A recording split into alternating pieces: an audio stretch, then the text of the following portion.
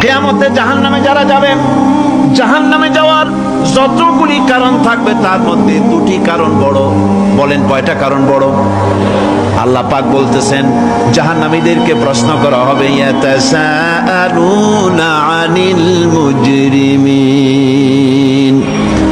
মা সালাকাকুম ফি সাকার।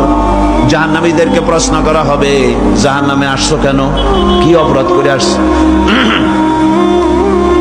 قالوا لم نك من المصلين ولم نك نطعم المسكين। তারা বলবে যে আমরা নামাজ পড়তাম না আর মিসকিনদেরকে খেতে দিতাম না। কত বড় মারাত্মক অপরাধ লক্ষ্য করুন। নামাজ না পড়া আর মিসকিনদের খেতে না দেওয়া জাহান্নামে যাওয়ার যত কারণ, তার মধ্যে শ্রেষ্ঠ দুটি কারণ হচ্ছে এই